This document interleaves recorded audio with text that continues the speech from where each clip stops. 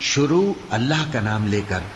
جو بڑا مہربان نہایت رحم والا ہے۔ الف لام را، یہ ایک پر نور کتاب ہے، اس کو ہم نے تم پر اس لیے نازل کیا ہے کہ تم لوگوں کو اندھیروں سے نکال کر روشنی کی طرف لے جاؤ، یعنی ان کے پروردگار کے حکم سے عزت والے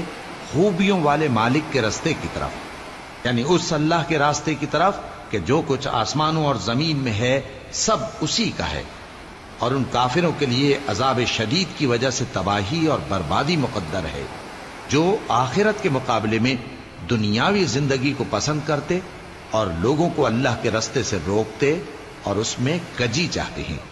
یہ لوگ بڑے دور کی گمراہی میں ہیں، اور ہم نے کوئی پیغمبر نہیں بھیجا مگر وہ اپنی قوم کی زبان بولتا تھا تاکہ انہیں احکام الہی کھول کھول کر بتا دے۔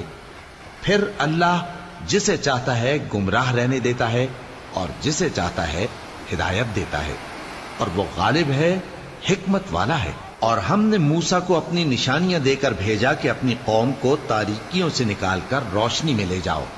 اور ان کو اللہ کے دن یاد دلاؤ، اور اس میں ان لوگوں کے لیے جو صابر و شاکر ہیں نشانیاں ہیں۔ اور جب موسیٰ نے اپنی قوم سے کہا کہ اللہ نے جو تم پر مہربانیاں کی ہیں ان کو یاد کرو، جبکہ اس نے تم کو فرعون کی قوم سے رہائی بخشی، وہ لوگ تمہیں برے برے عذاب دیتے تھے اور تمہارے بیٹوں کو مار ڈالتے تھے اور تمہاری لڑکیوں کو زندہ رہنے دیتے تھے،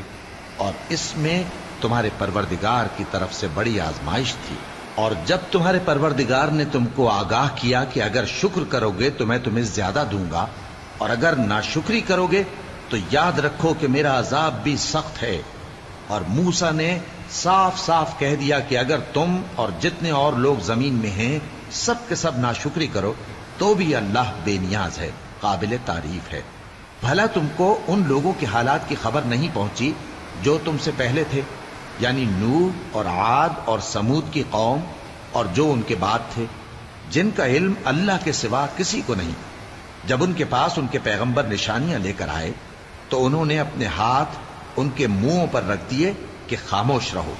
اور کہنے لگے کہ ہم تو تمہاری رسالت کو تسلیم نہیں کرتے، اور جس چیز کی طرف تم ہمیں بلاتے ہو ہم کو اس میں